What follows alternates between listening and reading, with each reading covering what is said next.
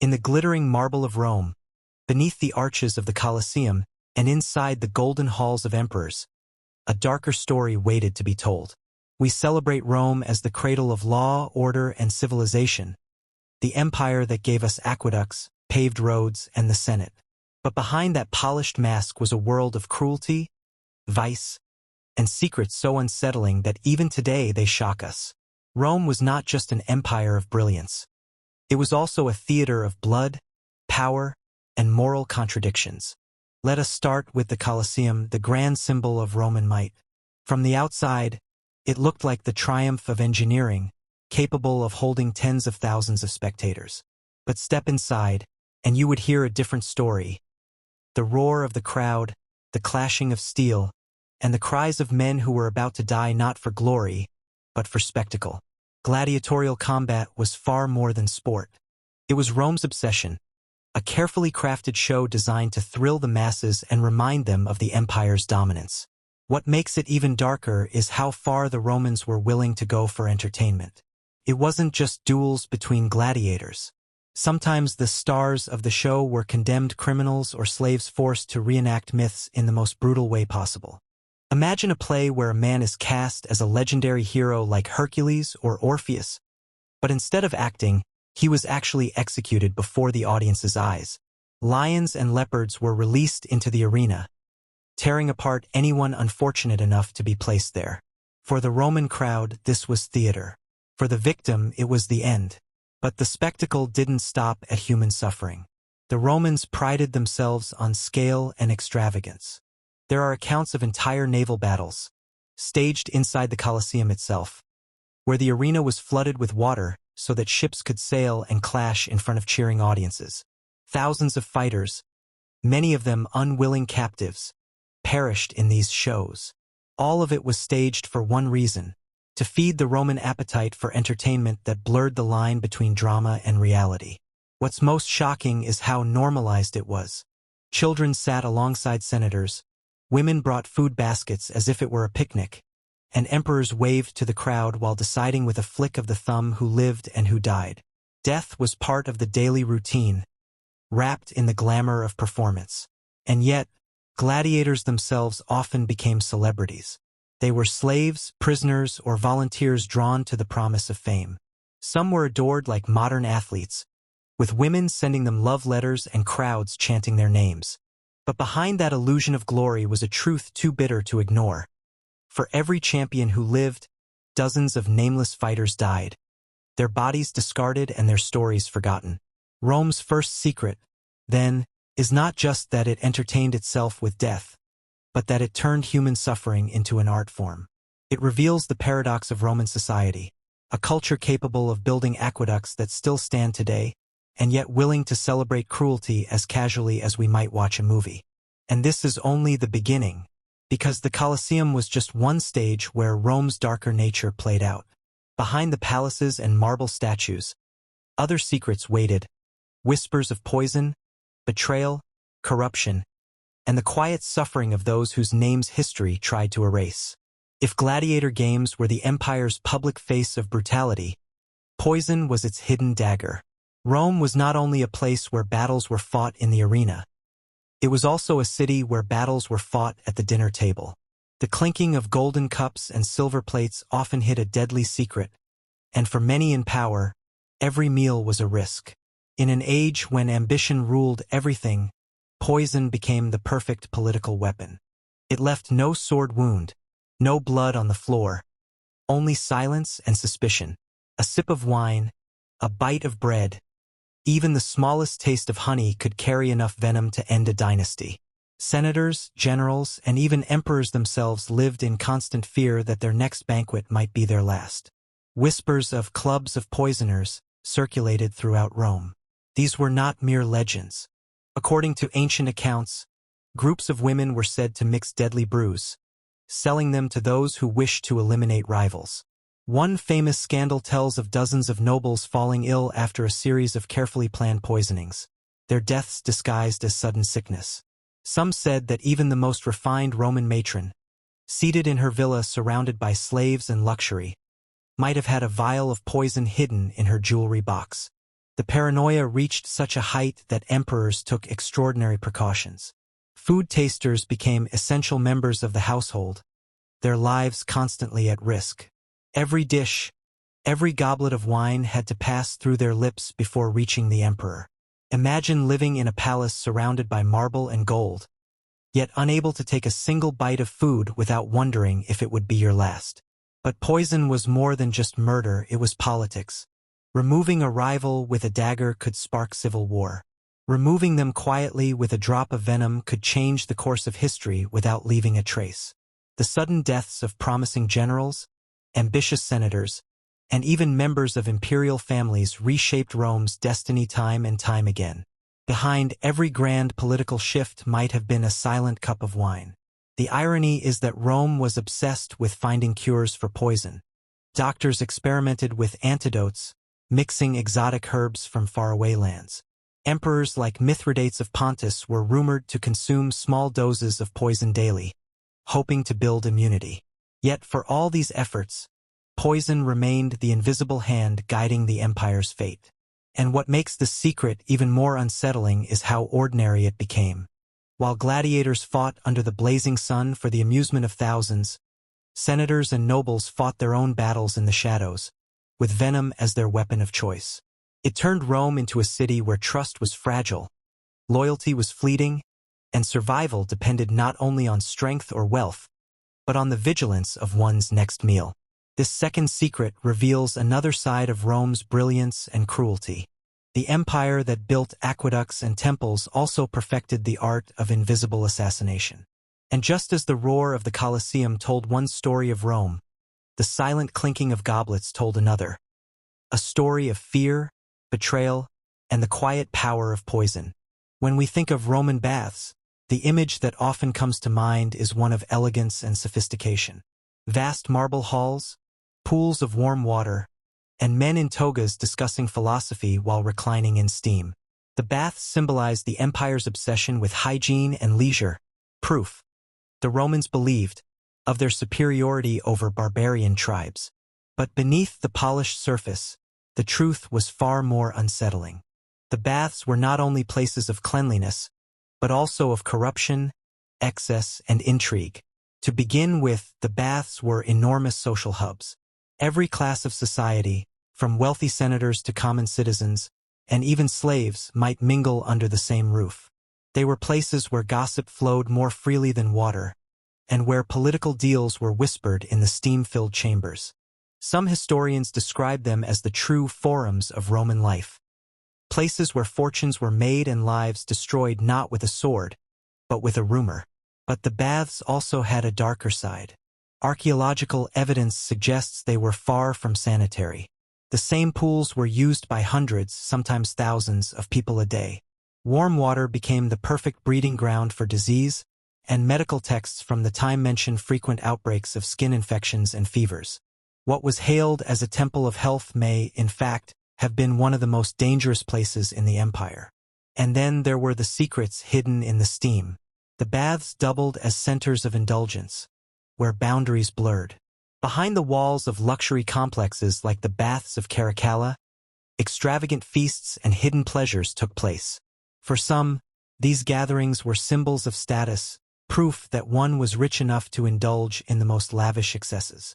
For others, they were dens of moral decay, evidence that Rome was rotting from within. One of the most telling discoveries comes from graffiti etched into the walls of ancient bathhouses. Far from lofty discussions of philosophy, many inscriptions were crude, mocking, and vulgar. They reveal that beneath the grandeur, the baths were often scenes of debauchery and scandal. It was here that politicians might secretly meet rivals, spies traded information, and the powerful indulged in things that could never be spoken of in the Senate. Perhaps the most ironic part of all is that these temples of cleanliness may have done little to keep people truly clean. Without modern knowledge of hygiene, the use of oils instead of soap, combined with the lack of fresh water circulation, meant that dirt was simply spread around rather than washed away. What looked like ritual purity was, in reality, little more than a performance, one more facade in a city built on facades. In this way, the baths mirrored Rome itself, dazzling on the outside, but decaying behind the scenes. They showcased the wealth and power of the empire, yet revealed the corruption and indulgence that would one day help bring it down. For every column of marble and every shimmering pool, there were whispers of betrayal, sickness, and scandal that the official histories rarely mention. So when we look at Roman baths today, standing in ruins under the Mediterranean sun, we should not see them only as monuments to civilization. We should see them as symbols of Rome's duality, the eternal struggle between its brilliance and its darkness, between the world it wanted to project and the hidden truths it could never erase.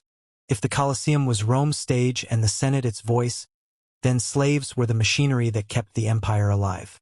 They were everywhere, in homes, in fields, in mines, in schools. Rome's wealth, its marble temples, its glittering roads, all of it was built on the backs of millions who had no rights, no voices, and no hope of freedom unless fortune smiled upon them. For many, slavery in Rome was not just a condition, it was a life sentence. It is estimated that in some periods, as much as 1/3 of Rome's population were slaves. This means that in the bustling streets of the capital, you were more likely to pass a slave than a free citizen. They cooked meals, cleaned homes, taught children, and even managed businesses for their masters. A wealthy senator might own hundreds, each trained for a specific role, from the steward who handled accounts to the servant who held his sandals. But slavery in Rome was more than domestic service. The darkest side of it was hidden from the polished villas of the elite. Deep in mines, far from the eyes of the public, slaves labored in suffocating tunnels, extracting gold and silver that fueled Rome's economy. Ancient writers describe conditions so terrible that few survived long. Others were forced into agriculture, chained to fields where they harvested grain under the burning Mediterranean sun. The legal status of slaves was chillingly clear. They were considered property, not people. Roman law even described them as instrumentum vocale, tools that speak. A master could sell, punish, or even kill a slave without fear of trial. And yet, paradoxically, some slaves rose to positions of great influence. Educated Greek captives were highly prized as teachers and philosophers. Talented artisans could earn a measure of respect. Some even managed to save money and eventually buy their freedom, becoming freedmen who contributed to Roman society in their own right. Still, the majority had no such chance. Runaway slaves wore iron collars with inscriptions like, "I am the property of my master. If you find me, return me." These grim reminders have been uncovered by archaeologists, and they paint a haunting picture of how tightly controlled life was for the invisible majority of Rome. But there was also fear on the side of the masters. The sheer number of slaves meant that revolts were always a possibility. And revolts did happen. The most famous was led by Spartacus, a gladiator who turned his fight for survival into a rebellion that shook the empire. For a time, he and his army of escaped slaves defeated Roman legions, proving that those considered powerless could still terrify the mightiest empire on earth. What makes this secret of Rome so disturbing is not only the cruelty, but the silence that surrounded it. To the elite, slavery was natural, unquestionable. Philosophers debated the virtues of justice and freedom while dictating letters to men and women who had neither. Rome celebrated liberty as an ideal, but only for the few. For the many, the empire's greatness meant endless servitude. And yet, even in the darkest corners of Roman slavery, we find traces of resilience. Songs sung in foreign tongues, quiet acts of kindness, secret dreams of freedom. These voices were rarely written down, but they existed, reminding us that the empire's foundation was not only marble and stone, but human endurance. This fourth secret strips away the polished marble image of Rome and shows the cost of its power. For every senator in a toga, there were dozens of slaves in chains. For every temple that stood tall, countless nameless workers had given their lives. Rome's glory was not just built by its citizens. It was carried on the backs of those the world chose to forget. If the Roman baths were the empire's stage of indulgence, then the banquets of emperors were its theater of excess. To dine with the Roman elite was not simply to eat. It was to witness a spectacle where food, power, and scandal mixed in ways that left even contemporary writers shocked. A typical Roman banquet was already extravagant by modern standards. Guests reclined on couches in richly decorated dining rooms, surrounded by frescoes and mosaics. Slaves carried in trays of exotic dishes. Flamingo tongues, dormice stuffed with nuts and honey, oysters shipped fresh from distant coasts. Wine flowed without end, often mixed with herbs or even perfumes. Yet this was just the surface. For the emperors, a feast was not about food. It was about showing that no desire was too great, no indulgence too far. Emperor Caligula, remembered as one of Rome's most infamous rulers, was notorious for his banquets. Ancient sources describe tables so heavy with food that they collapsed under the weight, and fountains of wine spilling across the marble floors. But what shocked observers was not the abundance, but the atmosphere. Caligula treated his feasts as stages for humiliation and display, where guests could be elevated to favor or destroyed with a single command. Nero, too, was famous for turning banquets into spectacles. His parties could last for days, filled with music, performances, and stage dramas. He used feasts to flaunt his wealth and power, surrounding himself with golden dishes and jeweled goblets. At times, he even turned night into day by illuminating banquets with thousands of torches, transforming entire gardens into glowing theaters of indulgence. Writers of the time accused him of bankrupting the empire's treasury just to feed his obsession with excess. These gatherings were more than entertainment. They were political theater. Invitations to such feasts were as much about loyalty as pleasure. To recline at the emperor's table was to be seen, to be marked as favored, at least for the moment. But it was also dangerous. One wrong word, one misstep, could turn a night of indulgence into a downfall. Rumors spread that political rivals sometimes vanished after banquets, their fates decided over platters of exotic food. The moral outrage such banquets caused is clear in ancient writings. Senators and philosophers condemned them as signs of decadence, proof that Rome was rotting from within. The people might have been hungry, soldiers might have gone unpaid, but the emperor's palace overflowed with luxury. This contrast between excess and reality made these feasts legendary symbols of corruption. What makes these scandals one of Rome's dirtiest secrets is not only the indulgence itself, but the message it sent. In a city built on discipline, law, and military strength, the rulers themselves embodied the opposite: extravagance, waste, and arrogance. The same empire that engineered aqueducts to supply fresh water to its citizens used that water to fill fountains of wine for the privileged few. And yet, these banquets also fascinated the people. Tales of imperial excess traveled through the streets, retold with a mixture of horror and envy. They became part of the mythology of Rome, examples of both its greatness and its downfall. Even today, when we think of Rome's emperors, images of lavish feasts and unchecked luxury dominate our imagination. This fifth secret shows how Rome's power was not only projected on the battlefield, but also at the dinner table. For emperors, a feast was more than indulgence. It was a declaration of dominance, a stage where excess became policy and scandal became legend. And like the Colosseum, these banquets remind us that Rome was as much about spectacle as it was about strength. Rome loved glory, but it feared shame even more. And for those who betrayed the empire, insulted its leaders, or simply lost in the political game, there was a punishment worse than exile, worse even than death. It was called damnatio memoriae, the condemnation of memory. To the Romans, this was the ultimate weapon. It was not enough to kill an enemy.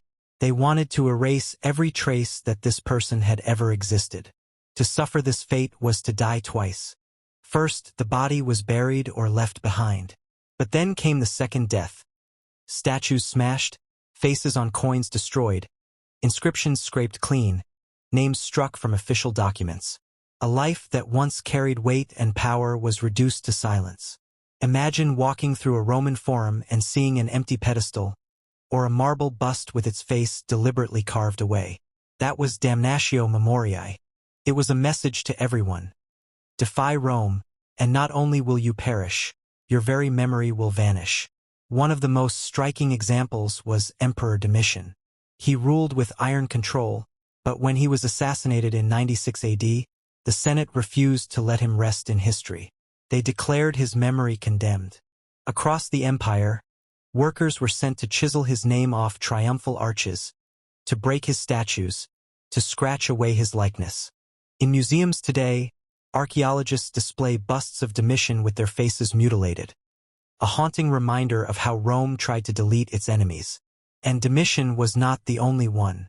Senators who betrayed their allies, generals who challenged imperial power, even women of the imperial household could suffer the same fate.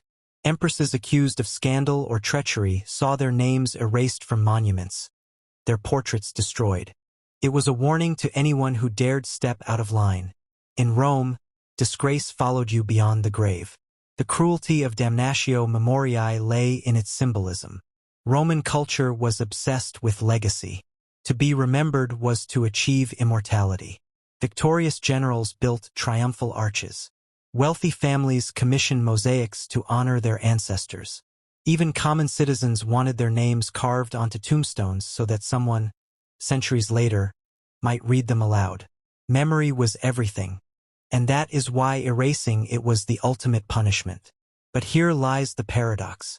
In trying so hard to erase their enemies, the Romans made their absence unforgettable. A scratched-out name on a stone still tells a story. A faceless bust still whispers of power once held. The gaps in history shout as loudly as the words themselves. By trying to silence their rivals, the Romans left behind evidence of their fear. Today, archaeologists can trace those scars and reconstruct the lives Rome wanted us to forget. The practice also reveals a darker truth about the empire. Its leaders wanted control not only over the present, but also over the future. They sought to dictate what people would remember and what they would never know. To command memory itself was to command destiny. By erasing enemies from history, Rome believed it was writing its own eternal story. And yet, as history has shown, memory cannot be controlled forever. Domitian, though condemned, is still remembered. His face, even scratched and broken, still stares back at us from museum glass. The very act of erasure guaranteed that his name would not disappear completely. The Romans tried to destroy the legacies of their enemies, but in the end, they preserved them in absence. This final secret shows us the true complexity of Rome.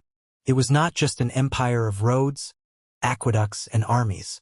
It was an empire obsessed with image, with control, with the illusion of eternal glory. But every attempt to erase memory reveals the truth.